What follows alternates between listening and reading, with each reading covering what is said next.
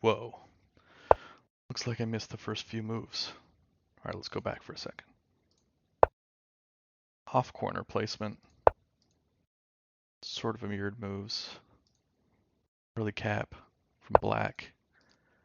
And white just trying to go for that vertical threat right now. This is Blaine versus BenWo. BenWo being the founder of the US Tack Association, and Blaine being a player. I believe he started a few years back.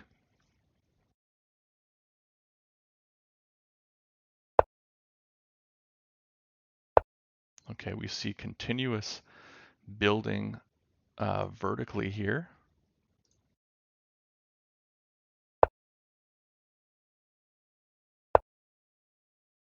But we see white's capstone come out at an odd spot.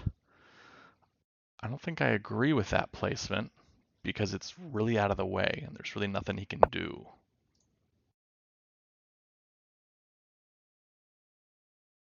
And yes, Blaine did start back around 2017, I think, though I could be mistaken.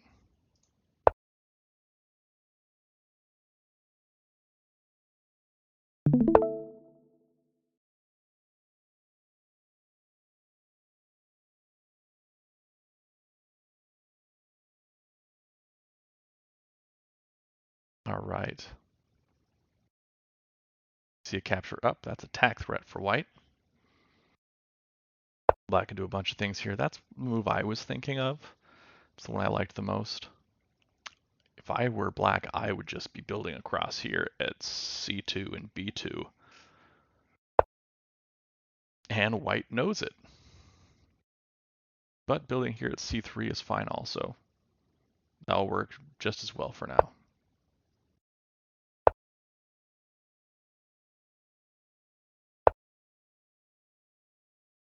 This is not a tack threat, but it is close. We see a capture come down. No tack threat for white, but it is also close.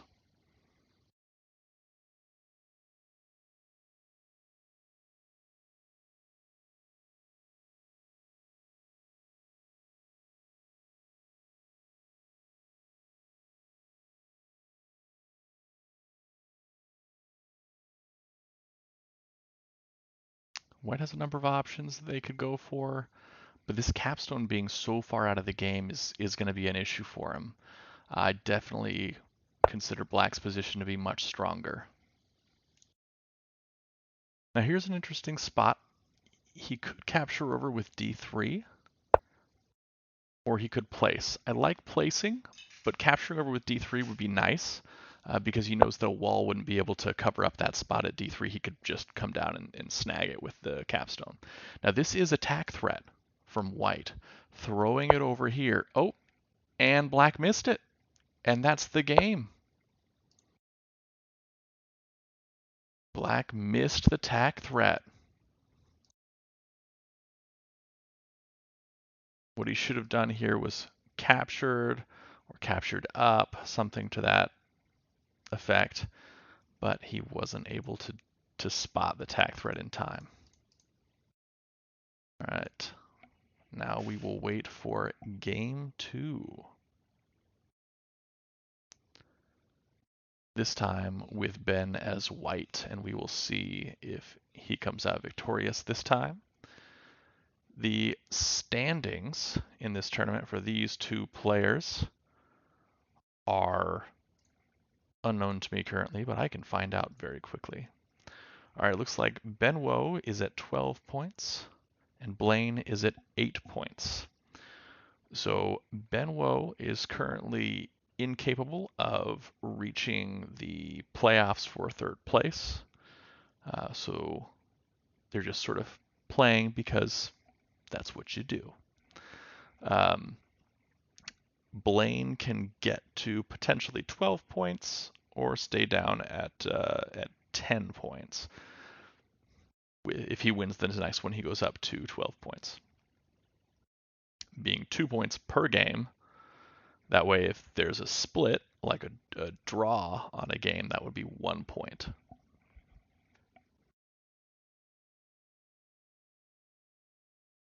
Looks like the seek is up. BenWo making it for white for himself. And we should be able to join here shortly. Here we go. And I don't miss the first few moves of this one. All right. Okay, let's see what we see here. Is Blaine going to place off corner? Again, he does place off corner. Really interesting strategy here. I don't know that anyone else does that. We have seen a few off corner moves actually this tournament, so it's not completely novel. Black going straight for sort of an edge crawl type situation here, which again, not very orthodox for a 6x6 game, but we did see it work out effectively against Manatee in the game of Tauren versus Manatee. So anything can happen here. Now, what I like from Ben is that he's letting him build out this threat because he can come in and capture, and then as soon as a recapture occurs, he can drop a capstone down. And that'll basically just throw a wrench into this. Sure, his capture could be met by a fill, but I don't think that that is as big of a worry at this point. We get Orphane commenting at the side, it's a weird start. Yeah, it is a little bit of a weird start, but I think it'll work out. Here's where Ben is hoping that Blaine comes down, probably, for a capture. Ooh, instead he drops the capstone himself. Interesting. Okay, so here we can see potential for bad news for Ben. I liked putting a capstone there myself, not a wall.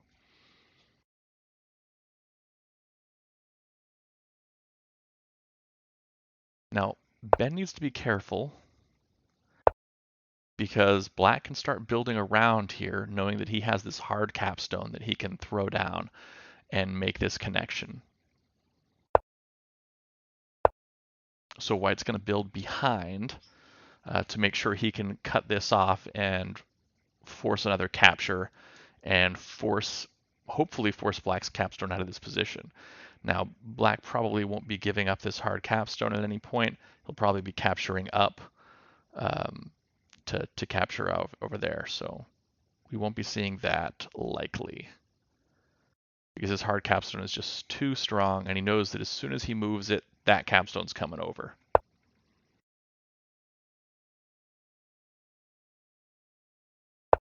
That wall capture was interesting because this here is attack threat for Black. So White's got to capture over here with this wall or over here with this flat. And you can't see my cursor. Over here with this flat or over here with this wall. There we go. Right there. Okay, he does capture with the wall, which was the more permanent move. Wasn't as baity as moving this flat. Now what Black's going to try to do here is he's going to try to capture down, fill in here at F6 so he can keep this threat alive. It looks like White is building mirror this so he can come across and interrupt this threat at the anchor points. Also, potentially, so he can build his own vertical threats.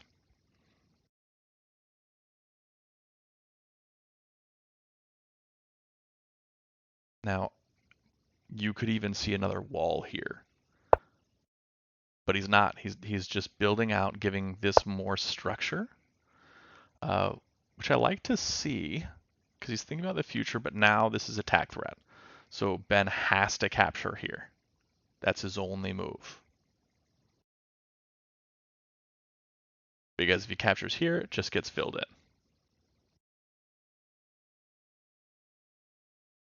So it's got to be one of these two.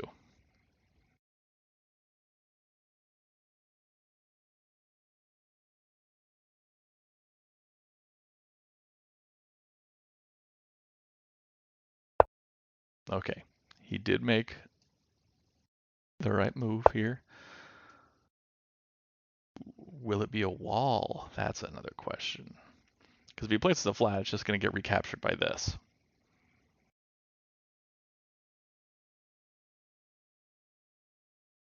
And Ben had to know that this capstone wasn't going to come down, wasn't going to move off its dominant position to give this white capstone a purchase. That's just not something that happens.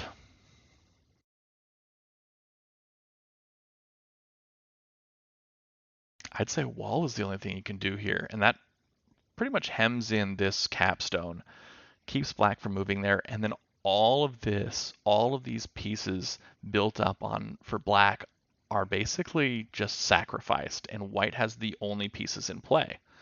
And he can start going vertical with them because he won't be able to do anything horizontally here. He's got to go for vertical threats. So I'd say just throw a wall down here and then start from scratch. Build here at D1, build out. Maybe not at D1, maybe A1, because then these flats can't throw across and capture. So yeah, build to A1, start building up.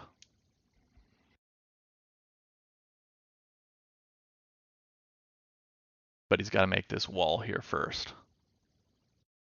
I don't see anything else working out long term here for him. Huh. He, yeah, he's in trouble. I think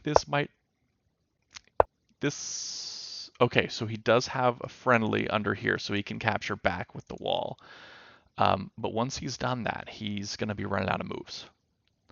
So he can capture back with the wall, leaving a white behind. He can also capture over with this flat. Okay, see that he's given himself some more options. Places another wall there. I still think a wall here would have been way better. But he's doing something here. Now black is building down below. I'm going to say, okay, I'm going to cut off your vertical threats, and I'm going to start maybe building my own horizontal this way.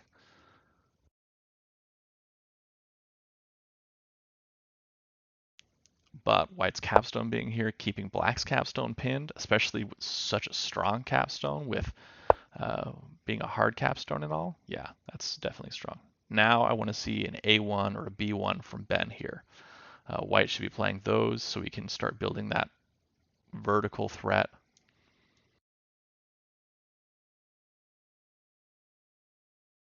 I think A1 is going to be your stronger move. Just in general, I like corners. They give you a double anchor point. I mean, sure, he already has this horizontal anchor point here, but it doesn't hurt to have two.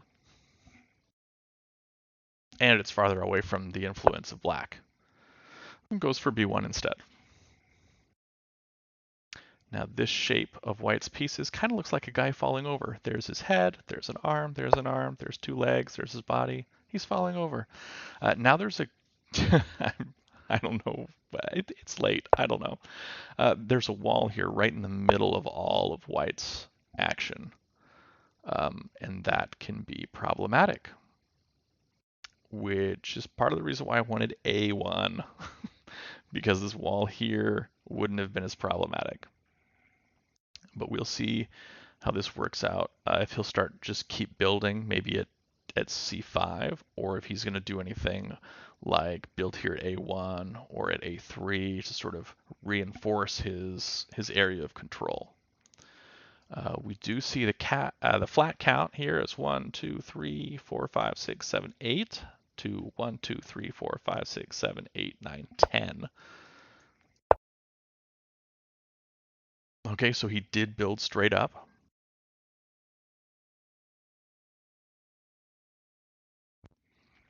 We aren't seeing an immediate option to renew that threat. So he just builds straight at C6, saying, okay, I'm going to make my connection, my anchor point at the top here.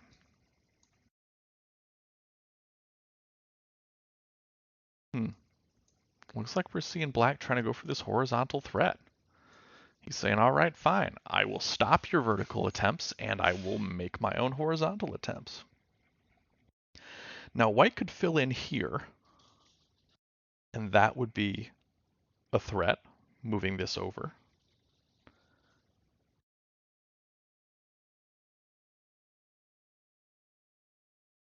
B1 to the right, like Orphane is saying, would be a tricky threat. That would be. I like B1 to the right. I didn't even see that move. Because moving B1 to the right means he can capture here, or he can place here, and if this comes over and captures, he can place there at D1.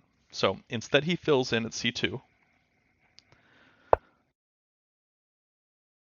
And would that have been Tinue? If he captured B1 to C1? I think it would have been. I think that would have been Tinue if he had captured over to C1. Good spotting, Orphane. Will we see another wall here? No, just a flat stone. Now, Ben's got to be careful here. He could capture over. Ooh, that is Tinue. Yep, there's Tinue.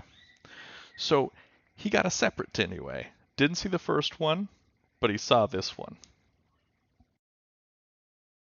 There's nothing that Blaine can do at this point.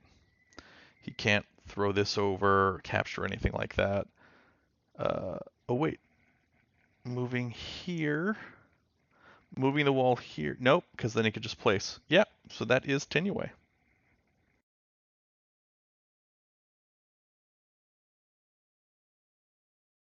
Capturing up.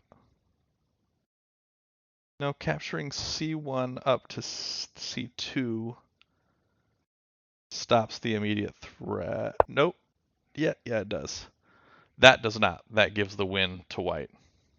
But capturing C1 up, I think, did stop it. So it wasn't exactly Tinue. So that was the game one for BenWo. So they did split this. Ben gets 2 points, Blaine gets 2 points. But seeing this here, let's take a look. So black, if he had played C1 up, there would not have been a tack threat. Then D2 to the left would have been played. Then that's Tinue. Okay. So yeah, it would have been Tinue as long as he made that D2 to the left move played. That would have been it. But yeah, solid games. Let's see if this other move here, where he filled in. Okay, if he had done B1 to the right. Okay, B1 to the right would have been tack threat placing or capturing.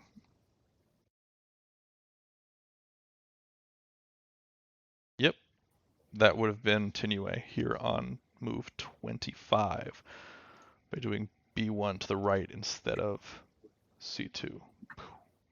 Cool.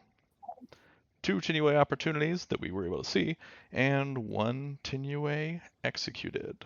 Well done, Ben. Well done, Blaine. Good games to both of you guys. We've only got 2 more matches on the schedule. I don't know if there are more that just haven't been scheduled or whatever, or if I missed some that have been played and not. We've got No Hat Coder versus Jay Hawker, and we've got Fwib versus Orphane. And those are taking place on No Hat Coder and Jay Hawker on December 19th, which is a Saturday, and Fwib versus Orphane taking place on December 20th, which is Sunday. Hopefully I will be able to be there for those. And join me next time. This is Simmon.